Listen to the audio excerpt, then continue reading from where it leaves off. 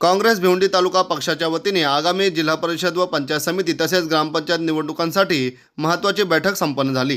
या महत्त्वाच्या बैठकीत मोठ्या संख्येने कार्यकर्त्यांनी व पदाधिकाऱ्यांनी आपली उपस्थिती लावली व यावेळी काँग्रेस पक्षाचे भिवंडी तालुका अध्यक्ष निलेश भोईर यांनी खराब रस्ते व ट्रॅफिक समस्येबाबत आपली भूमिका देखील स्पष्ट मांडली आहे। जुलै महिन्यात पावसाळ्याच्या सीझनला मी मराठा पंजाब जवळ एक आंदोलन केलेला होता। हा तुम्हालाही पत्रकारांना सर्वांना माहित आहे आणि त्याच्यानंतर मी खुलासा केलेला होता तर कशा प्रकारे वसुली चालू आहे या भिवंडी तालुक्यामध्ये।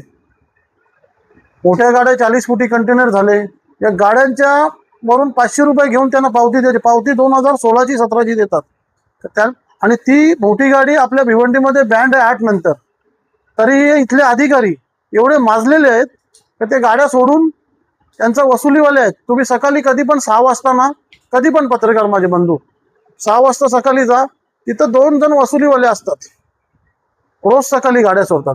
दुपारनंतर त्यांचा परत चालू होतो।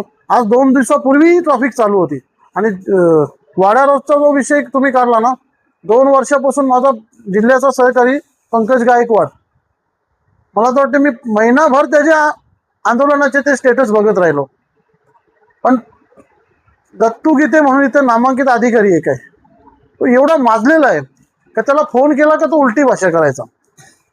त्या अधिकाऱ्यांना आणि इथल्या आमदार खासदारांना काही पडली नाही। खास करून आमदार इथली सरकार भाजपची आहे, इथले भाजपचे मोठे मोठे नेते आहेत। त्याच्यात आम्ही आंदोलन मागच्या टायमाला केलेलं होतं। जर पावसाळ्याच्या आधी एक लाईन जर क्लिअर झाली नाही तर आम्ही तिथं लाक्षणिक उपोषण करू, ही गवाही देतो। वाद बोलता येणार नाही, आम्ही हसी मजाकमध्ये संपूर्ण राहतो। पूर्ण तालुका काँग्रेस कमिटी वाद म्हणून आम्ही कधीच ठेवलेत नाही आमच्या याच्यामध्ये। वाद हा शब्दच काँग्रेस पक्षामध्ये नाही, आम्ही एक गठीत पूर्ण निर्णय घेतो।